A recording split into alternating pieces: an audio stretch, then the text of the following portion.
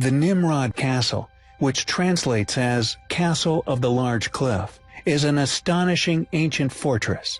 And although this awe-inspiring site has predictably been dated to the medieval era, we feel that due to the many anomalous megalithic blocks within its construction, it is far older than this, and undoubtedly a remnant left by a highly advanced civilization, now unfortunately lost to history.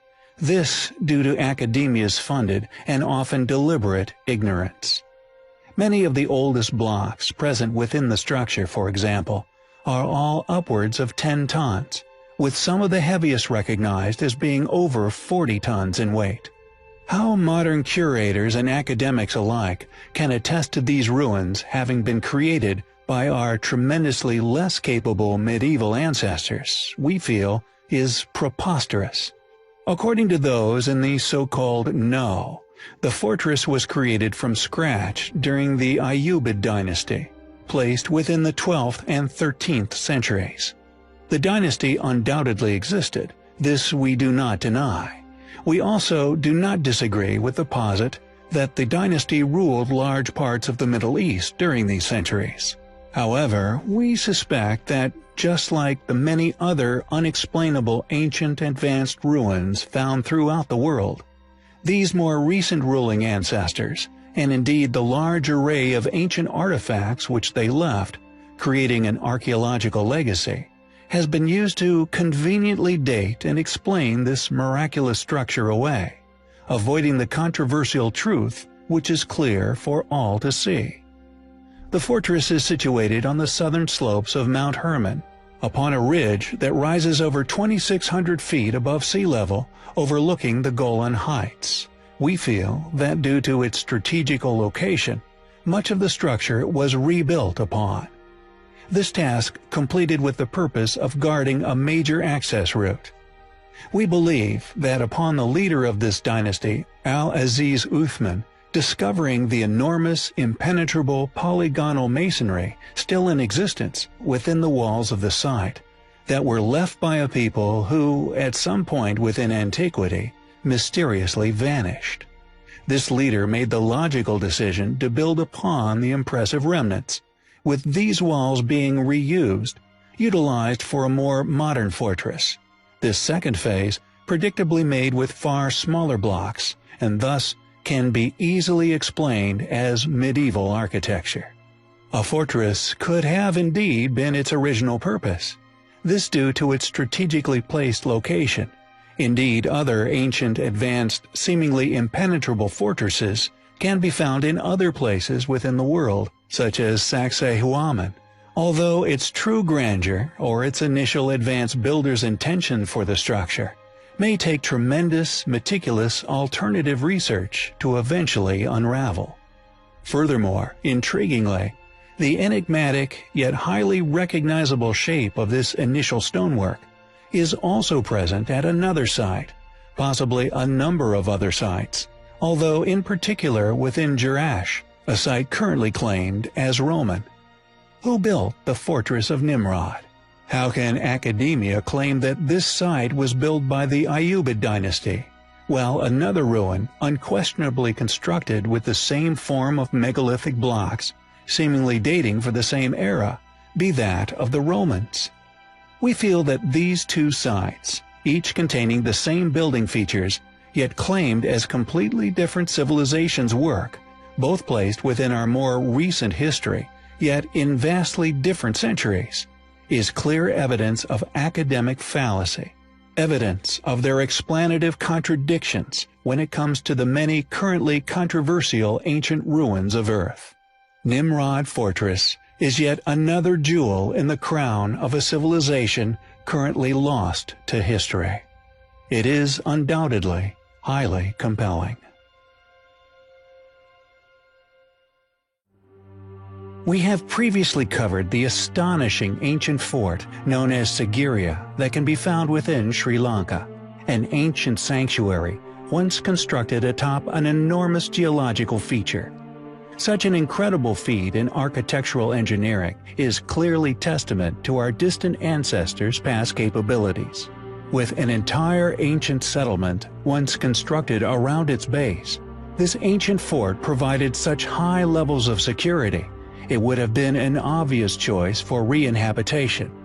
These re-inhabitations, as mentioned before, would have allowed for these ancient people to have prospered and thus successfully leave their mark upon history.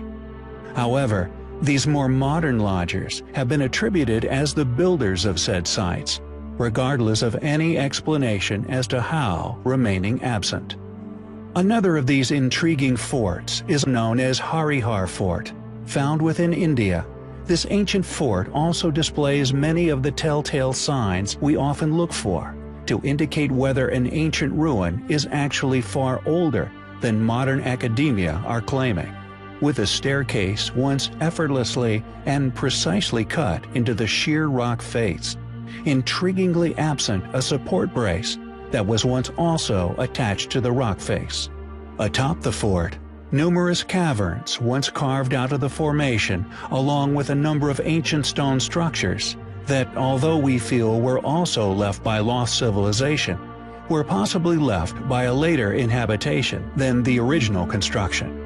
This hypothesis being based upon the levels of erosion witnessed upon the stairways, compared to the much better condition of these surviving mortarless structures atop. Indeed, although the stairway has all but eroded away in some areas and experienced heavy erosion everywhere else, the stone structures found atop the fort, due to their considerably better condition, we feel were seemingly built much more recently, yet still containing a level of build precision our more recent ancestors were lacking. Regardless of the extreme erosion present at the fort, along with the precision ancient masonry found atop, according to academia, Harihar Fort was built during the Pancharya period, a mere 400 years ago. Who built these astonishing ancient forts within ancient India? When were they built? How did they build them?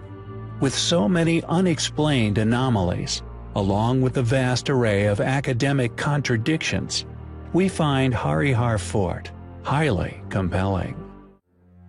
Among the beautiful Greek islands, there is one in particular, Euboea, which hides a secret, one of the most enigmatic mysteries to be found anywhere within the Mediterranean. Built into the landscape of the island, 25 ancient yet masterfully built and geologically camouflaged structures, which are known as Dracospita, or the dragon houses, still found dotting the island's landscape. Often built using enormous multi-ton limestone blocks, thus making their explanation very difficult to explain, and also quite possibly multiple remnants of a now lost but once technologically and capably advanced civilization, one which far predated that of our own well-known, well-studied ancestors. The true age, origin, or indeed past function of these mysteriously, curiously named dragon houses remains a complete mystery. Now found in varying degrees of decay, yet the substantial erosion present in some areas of some of the dragon houses is indicative of a civilization far predating any known, or more specifically, academically permitted groups as having once been responsible. Researchers working for ancient code have posited that many of the surviving dragon houses were built using, quote, Cyclopean masonry, and after exploring the curious structures ourselves, we seem to concur with this opinion. Yet the mystery as to why these buildings were made in the first place, the motivation for their curious creation, still remains. According to said research, the locals dubbed the structures dragon houses, this because local legend telling of attributes in which their creators possessed they were supposedly bestowed with superhuman powers. This conclusion, however, is disagreed with, and rather ironically, using the exact same feature which proved these buildings are inexplicable, is now argued as having been inspired by later rediscoverers due to the size of the stone blocks used in the building process, something modern academia, due to a lack of an ability to explain said anomaly, would simply ignore this aspect during their own explorations of the site. It seems that although those funded to provide the answers, when found lacking, are more than happy to continue to provide a status quo, often in blatant denial of facts in front of us all, a tale of events which does not ruffle the feathers of those who fund said research. Thus, such practices can be looked upon as job security, displays of allegiance to those who pull the strings of said institution. Thus, although capable, funded individuals have a reoccurring habit of overlooking the same said features over and over again. However, those with other, often self-funded motivations, or indeed a set of sturdy foundational ethics, then those with a keen eye for facts can always expose that which is ignored by others with an agenda. These valiant pioneers, these modern-day Indiana Jones, have an opportunity to approach that which has not yet been explained, with curiosity and a hunger for the truth, which could make them the person who alters the world around them, and ultimately makes a real difference to the world around you. Wikipedia states, dragons can not only mean a reptilian fire-breathing giant lizard, but also man, those who possess superhuman powers. Furthermore, according to Wikipedia, there is no accepted theory about the identity of the builders, nor an agreed estimation on their dating. No mention is identified in classical texts, and the first account so far known to have been cited dates from the 18th century, done by the British geologist-traveler-writer John Hawkins. The first detailed account after Hawkins was by German archaeologist H.N. Ulrichs, written in 1842. The French classical scholar Jules Girard visited Euboea and described the Ochi dragon houses in detail. In 2010, Swiss archaeologist Karl Reber successfully tracked down all to-date reported buildings, subsequently published a report upon the completion of his research. Yet, alas, any explanation as to their original purpose, or indeed true age, was predictably lacking from the report. Thus, the site is currently crying. Capable antiquarians are desperately needed to explore and unravel the mysterious dragon houses of Greece. Houses we find highly compelling.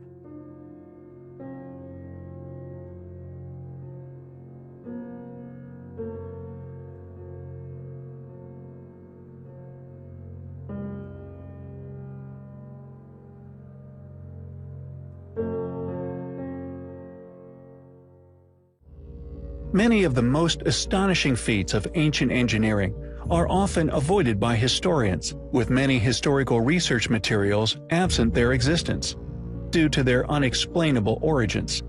The reason for this should be obvious, for when one gazes upon such relics, instantly struck with wonder, a curiosity as to how something of such incredible size or skill could have been created by the individuals these sites are often claimed as the work of. This is one of the main theses of the channel, for not only are these sites largely ignored and thus overlooked regardless of being historically important structures, clear yet suppressed evidence that a civilization far more capable than any currently recorded within permitted timelines once flourished on Earth. Relics with a very different origin and indeed history. We believe that such structures were instead rediscovered by the many academically claimed builders, and this is often argued as being supported by empirical archaeological evidence. However, the archaeology merely proves inhabitation, not construction, with a record of construction never found within any of these academically claimed cultures' surviving records. Merely having re-inhabited such structures for strategic motivations, and in doing so, left their own archaeological footprint, subsequently concealing an unknown aspect of human history, one which came to an abrupt end, and one such site largely unknown by the greater world is known as the Herodium. What makes this structure so incredible is not the small arrangement of stone structures within the center of the build, but the earthwork itself, the entire site's footprint, and indeed the volume of earth utilized in the making of this ancient earthwork was of gigantic proportions. A seemingly pyramid-sized volume of earth used in the building of what can only be described as a respectably sized hill made by the hands of ancient man. Once one inspects this site from the air, its huge size becomes apparent, and the incredible feat this once was, an undertaking, if in fact constructed with primitive tools, would have been a task of unimaginable hardship. Thousands of tons of earth were at some point quarried and then transported to this spot, subsequently creating an incredible, well-sheltered inhabitation with an intimidating incline on all sides. Many similar earthworks can be found throughout the United Kingdom, with the biggest pyramid in Europe known as Silbury Hill, mysteriously made completely of chalk. Yet this little-mentioned site dwarfs Silbury Hill by some measure. The question is, how old is Herodium? Who made it? How did they accomplish such a feat? It is, undoubtedly. Hakeburg, meaning Fortress of Hake, is an ancient, once fortified ruin found within the Gürpınar district of the Van province in Turkey's eastern Anatolia region.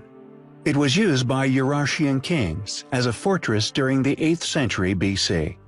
According to academia and Armenian folklore, the fortress was built by Hake, the legendary founder of the Armenian nation.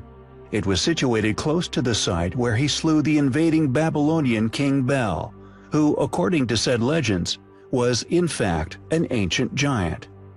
Hake and his people had migrated south toward the warmer lands. There they discovered a wicked giant known as Bel. Bel tried to impose his tyranny upon Hake's people, but Hake refused to submit.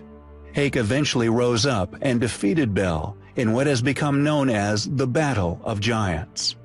However, what is intriguing regarding this story is the fact that the sites mentioned are actually ruins left by the same highly advanced and thus highly capable lost civilization, responsible for many of the exquisitely stone-built sites which dot the many continents of Earth. Additionally, the fact that ancient giants are again mentioned surrounding such ruins could be seen as a compelling lead. Easter Island, Guatemala, the Amazon, Peru, South America, the list goes on, all with their own intriguing tales of ancient giants, either once inhabiting said sites, or in some cases, noted as being responsible for their construction. Much of the ancient site is now extremely eroded, yet in many areas, such as Kavu Steppe, a number of remarkably refined stone blocks are still to be found, presumably once foundation stones, these blocks still retaining their extraordinary machined-like appearance.